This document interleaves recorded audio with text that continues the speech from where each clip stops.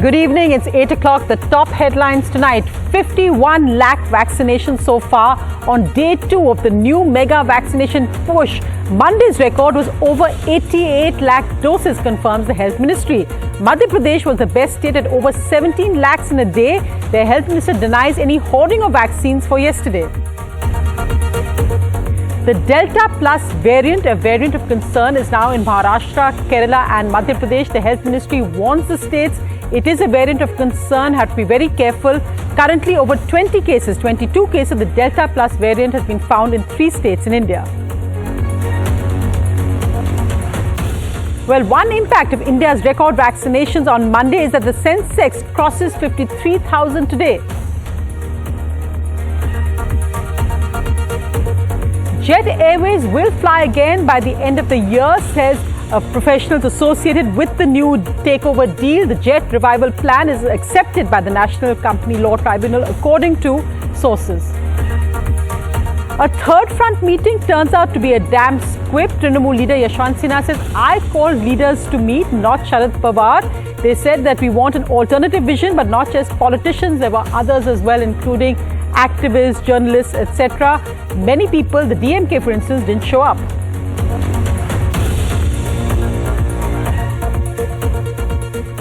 In Uttar Pradesh and Punjab, 2 chief ministers facing dissidence today. The Uttar Pradesh chief minister currently meeting with the centre's leaders sent to Lakh for the second time. The Punjab chief minister in Delhi today meets a Congress panel extremely upset over Navjot Singh Sidhu's remarks against him. The Supreme Court approves the CBSE and ICSE Class 12 marking scheme. The Supreme Court says there's no need to give physical exams now. The Kerala High Court overturns 2 new orders in Lakshadweep. So for now, chicken and beef will stay on the island school's menu. Our lead story tonight in NDTV's major focus is that we are tracking vaccinations, and today on day 2 of a mega vaccination push at 7 o'clock this evening. Well, the vaccinations are down from yesterday, but let's just look, because on June 20th it was just over 31.5 lakhs. 21st, that huge jump, the Health Ministry confirmed today it was over 88 lakhs in one day. That's a huge record. Today, it was just over 51.25 lakhs at 7 o'clock this evening. So we'll keep tracking that. But again, that's much higher than it's been in recent weeks. But we need to have an asking rate of about 97 lakhs a day if we want it to be cover all our adult population by the end of this year. So let's just look at key states and what the difference has been. Now remember, this may also be that the data hasn't all been entered yet, but yesterday Madhya Pradesh was over 17 lakhs. Today, so far at 7 o'clock, it's only 4,718. That may be a data issue, it hasn't been entered. In Karnataka, yesterday's full day was 11 lakhs 37,000. Today, so far at 7 o'clock, it was 3 lakhs 69,000. Uttar Pradesh has stayed relatively the same. We can see 7 lakhs 46, 7 lakhs 41. In Maharashtra has actually done better today than yesterday, and Delhi as well has done better today than yesterday. So that's from the Covaxin government app, and that's the latest on the vaccination. But let's just look at this ground report on how India is meeting its ambitious targets. At 88 lakh, Monday's vaccinations have demonstrated this can be done on a mass scale. But today saw far fewer, with only 47 lakh vaccinations done till 5:30 p.m. today as compared to 70 lakh vaccinations yesterday. This raises the key question, just how sustainable is this? The current asking rate is over 97 lakh vaccinations a day to meet the government's target of fully vaccinating all adults by the end of this year. But that depends on supplies. पूरे कार्यक्रम की ये कोशिश है कि रोजाना कम से कम 1 करोड़ लोगों को टीका लगाया जा सके, क्योंकि जो हमारी क्षमता है वो हम आराम से 1.25 करोड़ लोगों को आराम से दे सकते हैं. Yesterday is that they have the capacity to deliver significant number of doses as long as vaccine availability and advance information is ensured.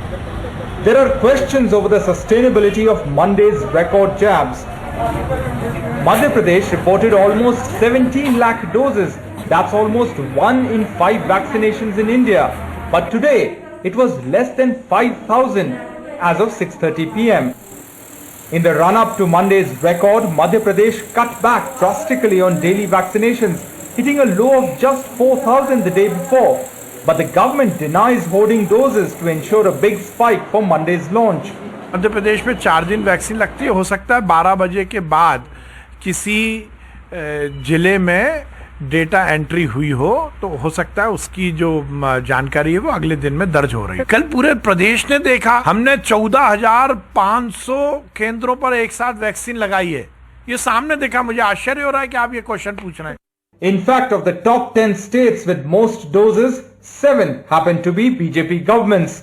However, UP, on the other hand, has succeeded in surpassing its record of 6 lakh doses by 5:30 p.m. on Monday by vaccinating over 7 lakh today.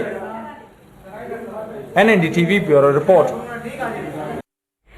And well, vaccination numbers climbing as cases are dipping. We're below 50,000 and that's great, a milestone there. We're at 42,640, the lowest in 91 days.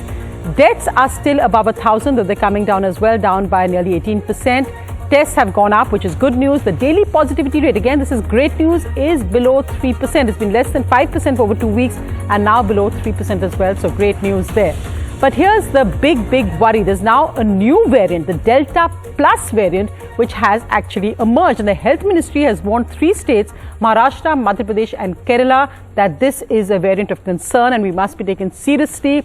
Also, of course, the Delta Plus variant has increased transmissibility and the Health Ministry warns stronger binding to receptors of lung cells and there could be a potential reduction in monoclonal antibody response. So far, 22 cases of the Delta Plus variant have been found in India. Delta plus अभी 9 देशों में पाया गया है. ये देश हैं USA, UK, Portugal, Switzerland, Japan, Poland, Nepal, China और रशिया, और भारत भी है. भारत में इसके 22 मामले अभी तक मिले. अभी इसको वेरिएंट ऑफ इंटरेस्ट की श्रेणी में रखा गया है और वेरिएंट ऑफ कंसर्न की श्रेणी में ये नहीं है. 21 COVID cases have many officials on the edge in Maharashtra because they have the Delta Plus variant, which is seen to be more infectious. They are now investigating where these 21 people traveled, whom they visited, anything to learn more about this. Health experts in Maharashtra fear the new mutated variant could potentially trigger the third wave.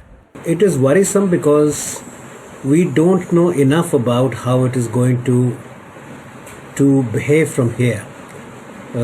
In the variants that we have seen towards this part of the second wave, there have been some very different scenarios that have presented themselves. We know that the Delta wave in other parts of the world is very infectious.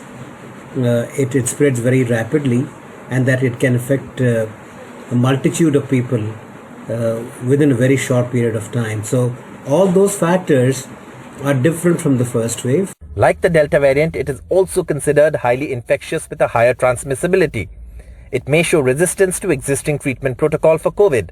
There are also concerns over efficacy of vaccines against the Delta Plus variant. Broadly speaking, let me tell you that both the Indian vaccines, which we are currently using in COVID vaccination program, we are using 3, but Sputnik V came much later. So Covishield and Covaxin both are effective against Delta variant, but to what extent and what is the proportion of antibody titers that they produce, that information we would very shortly be sharing with you. While rapid transmission of Delta Plus variant has not yet been reported in India, its behavior in other countries is a matter of concern for India too. And right now, health experts are closely observing how it behaves. Health experts say the prevalence of this new variant of the virus is currently low. The Brihan Mumbai Municipal Corporation says it's already preparing its machinery for the predicted third wave, especially with the discovery of the Delta Plus variant of the coronavirus in Maharashtra. Along with ensuring supply of medicines, oxygen and availability of hospital beds, the Municipal Corporation says that it's also looking at creating a more robust system of sharing real-time information in a situation where the virus spreads rapidly and there's pressure on the healthcare system. With Sukirti Dwivedi in New Delhi. In Mumbai, Saurabh Gupta, NDTV. Well, in other news, a blog by the Prime Minister on LinkedIn where he stressed on centre-state partnership or bhagidari, saying that states were able to raise 1.06 lakh crores in the last financial year, saying that not many people knew this, saying that this nudge for reform is rare in Indian public finance and that he had faith in the robustness of India's federal polity. Meanwhile, the Congress today, Rahul Gandhi released the Congress's COVID white paper, which amongst other things asked for 4 lakh compensation for families where lives were lost and also minimum income support. As soon as Rahul Gandhi released this white paper at a press conference, he was attacked by the BJP, which said that Congress-ruled states had a dismal record in COVID management. It is pretty clear that the management of the first wave and the management of the second wave was disastrous. And the fourth and final element is a COVID compensation fund, where we give money to people who have lost loved ones. I think the centre is making 4 lakh crore from taxes on diesel and petrol. It is taking money out of the pockets of people who have lost family members. मुझे तो कभी कभी लगता है कि confusion और राहुल ये पर्यायवाची शब्द है. Confusion is thy name. Rahul Gandhi ji का नाम ही कंफ्यूजन है. ही इज कंफ्यूशियस गांधी. हमेशा कंफ्यूजन होना चाहिए, नहीं होना चाहिए, वैक्सीन लेना है, नहीं लेना है, लॉकडाउन करना है, नहीं करना है. In other news, Bharat Biotech has given phase 3 data for its made in India COVID-19 vaccine, Covaxin, to the Drug Controller General of India. According to sources, the data shows a 77.8% efficacy in the phase 3 trial data. The subject expert committee met on this today, but so far nothing has been made public. This is not peer reviewed as of now. Well, the other big headline, the Sensex crossed a new high, crossing the psychologically important 53,000 mark, buoyed by India's record vaccinations. We can see there that how the earlier reaching that milestone of 53,000, how long it took, because really from January to June, we've gone from 50,000 to 53,000. So there we see the Sensex closing finally at over 52,588, but crossing that psychologically important 53,000 mark today. The Supreme Court has approved the CBSE and ICSE scheme for the 12th standard marking system, saying it's fair and reasonable. They added there's no need to interfere with the scheme. It takes into account the concerns of all students. This as some students had gone to court against the new marking system. Well, moving to the other big headline, Jet Airways could finally be flying again, according to a revival plan submitted by a consortium of the London-based Calrock Capital and UAE-based businessman Murari Lal Jalan, which, according to sources, have been approved by the National Companies Law Tribunal today. This means, according to people behind this plan, the jet could be flying by the end of this year, which is great news for all its employees who are still on the payrolls.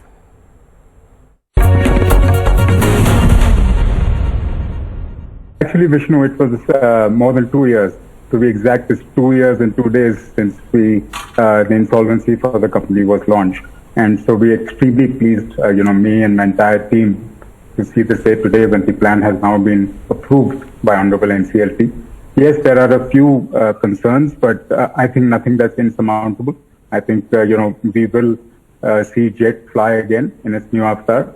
So it's a very pleasant day, I think, for all the jet flyers, the employees of the company, and it's a wonderful day. The process of getting your routes back could take how long? It actually announced that the ministry and the officials and the ISRA should work together, and they've given them 90 days to work together. So I think it can be expected that within 90 days, and if not, maybe spill over a few more days, we should have a fair amount of clarity as to what slots are available or not available for Jet 2.0. There are slots available, and most of the airports have come back with a positive, response. Well, moving to political news, a much-hyped opposition third front meeting has turned out to be a damn squib because it wasn't actually anything to do with the third front meeting. According to Trinamool leader Yashwant Sinha, this is part of a national front which has been meeting for some years. And he said that he called the meeting, not Sharad Pawar. Though Sharad Pawar appeared at a photo opportunity, he didn't actually speak to the press at all. Besides the politicians who attended, which included representatives of AAP and the Trinamool of Yashwant Sinha, who actually heads that front, and Jan Chaudhary of the RLD, the DMK stayed away, and so did most other opposition parties. कि ये राष्ट्रमंच की सभा anti BJP political parties को इकट्ठा करने के लिए शरद पवार जी ने बुलवाई, ऐसी कोई बात नहीं। ये सभा शरद पवार साहब के मकान पर हुई है, लेकिन ये शरद पवार साहब ने नहीं बुलवाई है। ये प्रचार हो रहा है कि ये एक राजनीतिक बड़ा कदम उठाया जा रहा है शरद पवार साहब के जरिए, और जिसमें कांग्रेस को अलग थलग छोड़ दिया गया है। ये बात भी गलत है। So denial of virtually everything reported yesterday in the media. Of course, NDTV had Prashant Kishore saying no third front or fourth front can beat the Modi government. Meanwhile, really what's becoming the big political story is happening in the states. In Uttar Pradesh and Punjab, two chief ministers facing major dissidents. So currently, the Uttar Pradesh chief minister is meeting with two BJP general secretaries sent from Delhi for the second time, while the Punjab chief minister is in Delhi. He's met a Congress panel. He's likely to meet Sonia Gandhi soon. Also very, very upset over Navjot Singh Sidhu. Let's go across to Alok and Sunil tracking that story. Alok, well, slightly different nuances in both those chief ministers facing internal trouble. One is that Yogi Adityanath seems to have got the BJP blessing for now, but under very, very strict monitoring, because you've got BL Santosh and Radha Mohan Singh back there in Lucknow within about 10 days. Well, yes, you're right. Both these top BJP leaders from Delhi have been here twice now in 2 weeks. The difference that I see from last time is that last time Mr. Santosh and Mr. Radha Mohan Singh were here. They were meeting everyone separately. So they met Yogi Adityanath at his residence. They met with the deputies here. But today, of course, they've arranged for a joint meeting where Yogi Adityanath, his two deputies, at least 20 other top leaders of the BJP, including ministers. And I believe even A.K. Sharma, the Prime Minister's man, who's now a Vice President in the party, he was tipped to be a minister in the government, but that hasn't happened. So all of these people are here. The meeting has gone on for about 2 hours now, Sonia. Before this meeting, there was a very interesting photo opportunity where the Chief Minister, Mr. Adityanath, took the 200-meter road down to the residence of his deputy Keshav Maurya. And it was ostensibly for a personal reason. Mr. Maurya's son had his wedding in May, and that was under strict COVID protocol. So all of these leaders, Mr. Adityanath, his deputies, went to his house. But it was quite a photo opportunity because you had Mr. Maurya and Mr. Adityanath all smiles, posing for photographs, and that is something that sources in the BJP say they wanted to project after weeks of bickering, as you pointed out. So much dissent, or at least sources saying there was so much dissent, with many openly unhappy with the functioning style of the government and of Mr. Adityanath. So you're saying the Chief Minister there attempts at outreach, yes? Absolutely. So the attempts at outreach there with, remember, Uttar Pradesh elections just 6 months to go in February next year. But Sunil, Punjab, also a state that is going to elections next year, and the sitting Chief Minister being treated very differently. It's the second time he's been summoned to Delhi, appearing before an AICC panel, and apparently this time very, very upset over Navjot Singh Sidhu's interviews, including to NDTV, where he attacked the Chief Minister personally. That's right, and in fact, not only is he upset, but even the Congress High Command and the Congress panel are quite upset with the fact that Mr. Sidhu has gone public with it and posturing, which is clearly something that they find is not something which behaves well of the political system, in particular for the Congress party, especially as you rightly said, in 6 months down the line, they have to address and go fight together, both the Akalis and the BSP, along with the Aam Aadmi Party in the state of Punjab. Having said that, Captain Amrinder gave his point of view. It was a fact-finding mission. That report will now be before the eyes of the Congress President as well as Rahul Gandhi, and they will have to take that political call. But what we have been told is that Captain Amrinder will stay as Chief Minister. It's too late now to make any last-minute change, but definitely his issues have to be changed, have to be addressed, and those concerns will definitely be looked into. But the fact that Sidhu has spoken out, Captain Amrinder has made it clear to the Congress leadership that his administrative abilities is something that he can't accept at this present juncture. Right, so in fact, those interviews may have cost Navjot Singh Sidhu the PCC chief post. Let's see how it unfolds over the next day or so. Thanks so much, Alok and Sunil. It's interesting to see those two chief ministers, two states going to elections and what's exactly happening. But also, of course, the big meeting will be Prime Minister's meeting day after tomorrow with Kashmir leaders. Now, this is the first time that the Prime Minister will actually be coming face to face with these leaders since 2019, when Article 370 was abrogated, and most of these leaders were actually put under house arrest or detained. Today, the Gupkar Alliance said they will attend the meeting because they want dialogue, but Mehbooba Mufti of the PDP has said the demand that 370 should be reversed or should be brought back is non-negotiable. For the first time since they were all put under house arrest or incarcerated for 6 months to 1 year after August 2019, these ex-chief ministers and political leaders of Kashmir will sit across the table with the Prime Minister, the Home Minister and the National Security Advisor Ajit Doval, among others, to discuss next steps. At a meeting today, the 6 parties of Jammu and Kashmir's Gupkar Alliance said that there will be no compromise on their demand on restoration of Jammu and Kashmir's special status and of statehood. कि हम अपने जो मौक़िफ़ है उसको वहाँ पे वज़ीर आज़म साहब और होम मिनिस्टर साहब के सामने रखें। जब वो मीटिंग ख़त्म हो जाएगी हम आपको भी ब्रीफ करेंगे यहाँ पे और दिल्ली में भी उनको ब्रीफ करेंगे। Speaking to NDTV, Mehbooba Mufti, a former alliance partner of the BJP, said that statehood without restoration of Article 370, which gave the state a special constitutional status, is meaningless. When they talk about statehood, they are doing, they have cut our feet and offering us shoes. Okay. It's exactly like that. Once you cut somebody's feet, then you say, oh, I'm going to give you shoes now, you be happy, and you start dancing. This meeting comes as the process is on to look at the fresh redrawing of constituencies of Jammu and Kashmir. The timing is significant. It is also an outreach from New Delhi which will be welcomed internationally. 14 political leaders from Jammu and Kashmir belonging to 8 different parties have been invited for Thursday's meeting. The decision by the Gupkar Alliance was on expected lines that they will be attending all-party meeting called by the Prime Minister on Thursday. The alliance, however, sticks to their guns on restoration of J&K's special constitutional status. This is for the first time that New Delhi will be facing a combative mainstream in Kashmir. In Srinagar, Nazir Masoodi for NDTV.